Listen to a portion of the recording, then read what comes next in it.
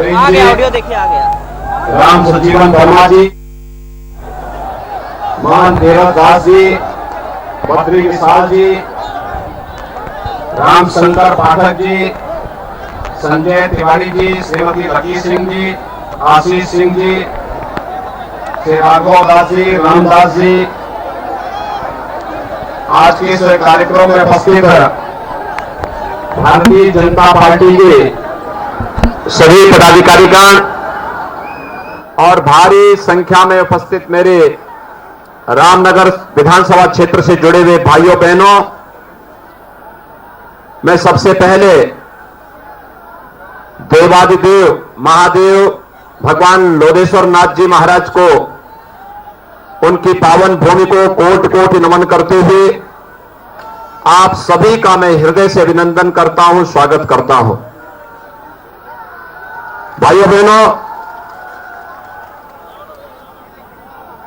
बाराबंकी की जब बात होती है तो बाराबंकी में महादेवा के इस पवित्र धाम की भी चर्चा होती है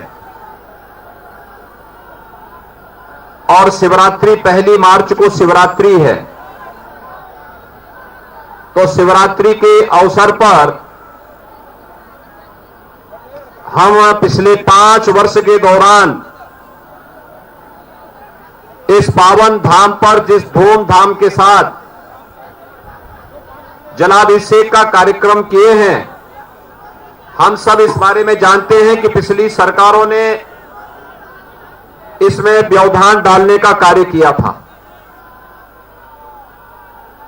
आप सब इस बारे में जानते हैं कि पिछली सरकारें कैसे आस्था के साथ खिलवाड़ करती थी और ये रामनगर से ज्यादा कौन जान सकता है। यहां पर तो मां दुर्गा की निकलने वाली मूर्ति को भी रोकने का कार्य होता था, लेकिन भाइयों बहनों, पिछले 5 साल के दौरान आपकी आस्था के साथ खिलवाड़ करने का कोई दुस्साहस नहीं कर पाया। आज आपको कोई भी माई का लाल ना कांवड़ यात्रा को रोक सकता है, ना मां दुर्गा के पूजा अनुष्ठान और मूर्ति विसर्जन के कार्यक्रम को ही रोक सकता है। पहले पर्व और त्योहार के पहले दंगे प्रारंभ हो जाते थे। 5 साल पहले स्थिति क्या थी? 5 साल पहले कोई पर्व और त्योहार आता था, दंगे फसाद शुरू होते थे, कर्फ्यू शुरू हो जाता था और बाकी जो था वह आप में से किसी से छुपा हुआ नहीं है कि जबरन मूर्ति विसर्जन के जुलूस को रोका जाता था, कांवड़ यात्रियों को परेशान किया जाता था, प्रताड़ित किया जाता था। अगर आप कंप्लेंट करते थे तो उल्टा आप ही के खिलाफ मुकदमा दर्ज हो जाता था। भाइयों बहनों, 5 साल के अंदर किसी ने मूर्ति विसर्जन जुलूस को रोका? पूजा करने से किसी ने रोका? कांवड़ यात्रियों को किसी ने रोका? आज भाइयों बहनों, प्रदेश में दंगे नहीं होते, कर्फ्यू नहीं लगता। आज तो धूम धड़ाके के साथ कांवड़ यात्रा निकलती है और हर हर बम बम के नारों के साथ जब कांवड़ यात्री निकलता है तो भगवान शिव की भक्ति में लीन वे कांवड़ यात्री उत्तर प्रदेश को एक नया उत्तर प्रदेश बनाने की ओर अग्रसर दिखते हैं। आज मैं इसीलिए आपके पास आया हूं आपसे कहने के लिए, भाइयों बहनों, आपको बिजली मिल रही कि नहीं मिल रही है? बिजली में कोई भेदभाव तो नहीं है? 5 साल पहले बिजली मिलती थी क्या? 5 साल पहले बिजली क्यों नहीं मिलती थी मालूम है? क्योंकि तब बिजली की भी जाति होती थी और बिजली का भी मजहब होता था। ईद और मुहर्रम होगी तो बिजली आएगी, और होली और दीपावली रहती थी तो बिजली नहीं आएगी। आज तो बिजली है ना, हमने तो कोई भेदभाव नहीं किया ना, सबको बिजली, पर्याप्त बिजली, सबको बिजली। आज तो मिल रही है ना। और जो ये गुंडे, अपराधी, माफिया, दंगाई जगह जगह जुलूस को रोकते थे, 5 साल के अंदर किसी ने रोकने का प्रयास किया? आज रोकेंगे नहीं, क्योंकि उनको मालूम है अगर रोकेंगे तो अगले दिन इनके पोस्टर चस्पा हो जाएंगे। इनको मालूम है अगर आज ये लोग कुछ करेंगे तो अगले दिन पोस्टर चस्पा होंगे, तीसरे दिन नोटिस वसूली की चली जाएगी और फिर उसके बाद 7 पीढ़ियां भरते भरते थक जाएंगी, लेकिन सरकारी वसूली ये लोग भर नहीं पाएंगे, इसलिए करता है। भाइयों बहनों, वर्तमान में कोरोना महामारी से हम सब जूझ रहे, पूरी दुनिया जूझ रही है। कोरोना में फ्री टेस्ट हुआ, फ्री में उपचार, फ्री में वैक्सीन, सबको वैक्सीन मिला कि नहीं मिला? कितने लोगों ने वैक्सीन लिया है? पीछे के लोग, पीछे वाले भी बताएं, वैक्सीन जिन लोगों ने लिया थोड़ा हाथ खड़ा करके बताएं मुझे। तो पूरा रामनगर ही वैक्सीन लगा दिया है, तो सबने ले लिया ना, अभिनंदन आपका। भाइयों बहनों, ये वैक्सीन कोरोना के खिलाफ देश की लड़ाई का प्रतीक है। वैक्सीन का किसी ने पैसा तो नहीं मांगा। अब सोचिए, सपा बसपा की सरकार होती, ये वैक्सीन बाजार में ब्लैक हो जाती, गरीब को नहीं मिलती। आज तो कोरोना की तीसरी वेव कब आई कब चली गई कोई पता नहीं। इतनी बड़ी बड़ी रैली हो रही है, कोरोना गायब, क्योंकि मोदी जी ने जो वैक्सीन भेजी वह वैक्सीन प्रभावी है और वैक्सीन ने हम सबकी जान को बचाया है। जो लोग गुमराह करते थे, कहते थे मोदी वैक्सीन है नहीं लेंगे, भाजपा वैक्सीन है नहीं लेंगे, आज उनको बताने की आवश्यकता है कि अगर मोदी वैक्सीन और भाजपा वैक्सीन से जान बची है तो वोट भी यही जाएगा। बोलेंगे, घर घर जाएंगे, सबको बताएंगे। और भाइयों बहनों, डबल इंजन की सरकार है तो डबल डोज राशन की मिली होगी ना। राशन मिला है कि नहीं मिला है? मिला है। दाल, तेल, नमक सभी मिला है। अच्छा, मुझे एक बात बताओ, 2017 के पहले भी ये मिलता था क्या? तो ये बबुआ क्यों कहते हैं कि हम भी देते थे? क्यों कह रहे हैं? ये सच था कि उनके समय में यही राशन समाजवादी पार्टी के माफिया और उनके गुर्गों के हाथों बेच दिया जाता था, गरीब को नहीं मिलता था। 2017 के पहले सपा की सरकार रही हो तो सपा के गुंडे और माफिया सारा राशन हजम कर जाते थे, गरीब को नहीं मिलता था।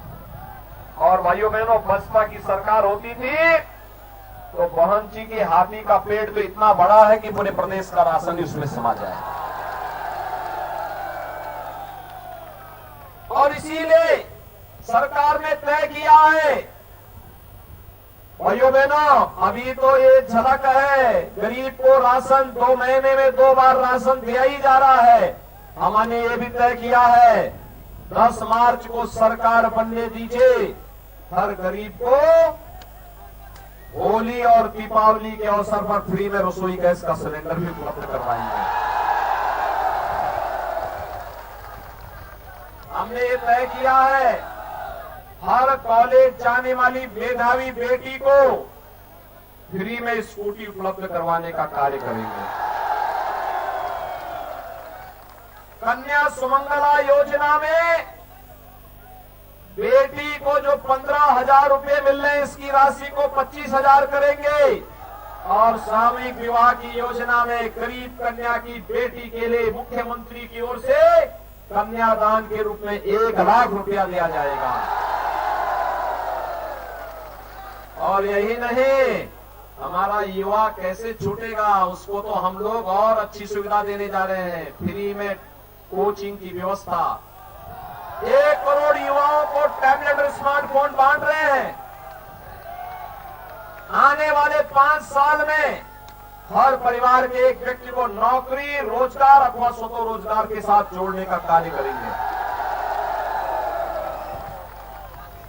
1 करोड़ युवा को टैबलेट, स्मार्टफोन बंट रहा है। समाजवादी पार्टी ने शिकायत की है चुनाव आयोग से और हमने भी ठान लिया है, अभी 1 करोड़ युवाओं को दे रहे हैं, अगले 5 साल में 2 करोड़ युवाओं को टैबलेट, स्मार्टफोन फ्री में देंगे। और ऑनलाइन एजुकेशन, ऑनलाइन एग्जामिनेशन या कंपटीशन की तैयारी के लिए जितना खर्चा आएगा उस खर्चे को भी सरकार वहन करेगी। किसी अभिभावक के ऊपर खर्चा भी नहीं आने देंगे। वृद्धजनों की पेंशन को, विधवा महिलाओं की पेंशन को, दिव्यांगजनों की पेंशन को भी बढ़ाने का काम करेंगे। 1 करोड़ लोगों को वर्तमान में हम पेंशन दे रहे हैं, इसको भी बढ़ाने का काम करेंगे। और भाइयों बहनों, अपने अन्नदाता किसानों की पहली सरकार में फ्री में हम लोगों ने उनको सबके ऋण माफ किए थे। 5,45,000 किसानों को अकेले बाराबंकी जनपद में प्रधानमंत्री किसान सम्मान निधि में 6,000 रुपए सालाना मिल रहे हैं। और भाइयों बहनों, सरकार ने तय किया है कि अगले 5 वर्ष के दौरान अपने अन्नदाता किसानों को अब बिजली भी फ्री में उपलब्ध करवाने की तैयारी के लिए हम आगे बढ़ रहे हैं। आपको मजबूत सरकार चाहिए या मजबूर सरकार चाहिए? दंगा कराने वाली सरकार चाहिए, दंगा से मुक्त करने वाली सरकार चाहिए, भय पैदा करने वाली सरकार चाहिए, भय मुक्त वातावरण देने वाली सरकार चाहिए, गरीबों का शोषण करने वाली सरकार चाहिए या गरीबों को शासन की योजना के साथ जोड़ करके लाभ देने वाली सरकार चाहिए? भारतीय जनता पार्टी गांवों के विकास के लिए, नौजवानों के रोजगार के लिए, अन्नदाता किसानों के उत्थान के लिए, महिलाओं की सुरक्षा के लिए पूरी प्रतिबद्धता के साथ कार्य करेगी। और इसके लिए एक मजबूत और दमदार सरकार चाहिए ना? लेकिन ये तब होगा जब रामनगर से शरद अवस्थी चुनाव जीत करके जाएंगे। चुनाव जिताएंगे। अगर आप अपना वायदा पूरा करेंगे तो मैं भी बताऊं कि कौन सा वादा भी और बाकी है। सपा के लोग परेशान हैं, वे मुझसे बहस करते हैं, कहते हैं कि आपने कौन काम करवाया है। मैंने कहा भी देखो, एक्सप्रेस हाईवे बनाए हैं हम लोगों ने, एक्सप्रेस हाईवे बनाए हैं, हाईवे बनाए हैं, रेलवे बनाए हैं, मेडिकल कॉलेज बनाए हैं, पॉलिटेक्निक, डिग्री कॉलेज सब बनाए हैं। कहा ये पैसा कहां से आया है? मैंने कहा देखो, हमने एक नया यंत्र विकसित किया है। आप समझ गए होंगे ना? एक नया यंत्र हमने विकसित किया है, वह हाईवे और एक्सप्रेसवे भी बनाता है और माफिया और गुंडों के ऊपर चढ़ करके, रगड़ करके उनके घर से पैसा भी निकालता है। तो हमारा बुलडोजर दोनों काम करता है, दोनों काम होता है। एक्सप्रेस हाईवे भी बनेगा और माफिया और अपराधियों के ऊपर जब चढ़ेगा तो उनकी अवैध कमाई को फिर शासन के खाते में जमा करके उसको गरीब के लिए राशन की व्यवस्था, दवा की व्यवस्था, घर की व्यवस्था, शौचालय की व्यवस्था, बिजली की व्यवस्था, सबको बिजली फ्री में, बिजली सब करने का काम भी करेगा। समझ गए ना? अब सहमत हैं? तो मैं आश्वस्त होकर के जाऊं, बाराबंकी जनपद की 6 की 6 सीट भारतीय जनता पार्टी जीतेगी। शरद अवस्थी भारी वोटों से जीतेंगे, पिछली बार से ज्यादा वोटों से। मैं पिछली बार आया था, आपने जो कहा हमने कर दिया।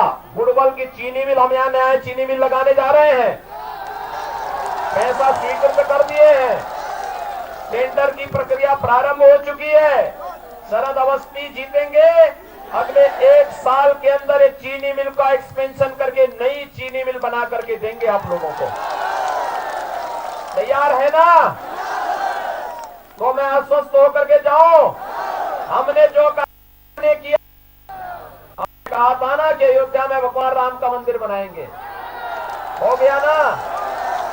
तो रामनगर वासियों को बाकी क्या चाहिए? भगवान मंदिर भी बन रहा है, गुड़वल की चीनी मिल भी बन रही है, सड़क, पुल, पलिया, गरीबों को राशन फ्री में, सारी सुविधाएं, पॉलिटेक्निक, डिग्री कॉलेज, जहां शरद ने कहा वहां वो काम हुए हैं। और भाइयों बहनों, मैं फिर यही कहने के लिए आया हूं, सरकार बनेगी तो माफिया को भी ठीक करेगी और साथ साथ आपकी आस्था का सम्मान करते हुए, 5 बेटियों की सुरक्षा प्रदान करते हुए गरीबों के घर तक खुशहाली लाने का काम भी करेगी। आप सब सहमत हैं? तो मेरे साथ दोनों हाथ उठा करके बोलेंगे, दोनों हाथ उठा करके, जहां तक मेरी आवाज जा रही है, इस छतों के ऊपर जो लोग बैठे हुए ये लोग भी दोनों हाथ उठा करके बोलेंगे, भारत माता की, भारत माता की।